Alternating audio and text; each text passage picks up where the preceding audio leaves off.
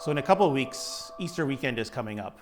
And one of the things I like to do every Easter, this Friday or Saturday before Easter, is to rewatch a movie called The Passion of the Christ, which you may have seen. And one of my favorite scenes in that movie, although it sounds weird to say favorite because it's a pretty brutal movie, is where Jesus is carrying his cross and he stumbles and his mom comes up to him to comfort him and he says, I am making all things new. And I love that phrase. And Jesus, as the act of going to the cross and dying on the cross, he is making all things new. Now, that phrase actually is from Scripture, but it's not when Jesus is going to the cross. We actually find it in one of the readings for this week's Bible course readings, and it's actually at the end of time when God is renewing all things. And I'll read it to you. It's from Revelation 21, and it's verse 7 specifically.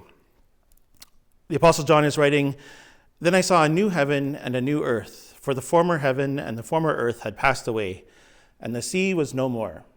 I saw the holy city, New Jerusalem, coming down out of heaven from God, made ready as a bride, beautifully dressed for her husband. I heard a loud voice from the throne saying, 'Look, God's dwelling is here with humankind. He will dwell with them, and they will be his peoples. God himself will be with them as their God. He will wipe away every tear from their eyes. Death will be no more. There will be no mourning, crying, or pain anymore, for the former things have passed away.' Then the one seated on the throne said, 'Look, I am making all things new.' He also said, 'Write this down, for these words are trustworthy and true.'"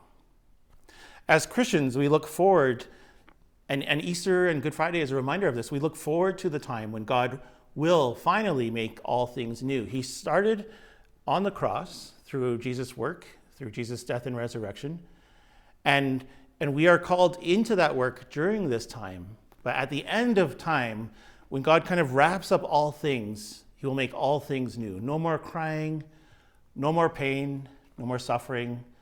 Everything will be restored, renewed, recreated.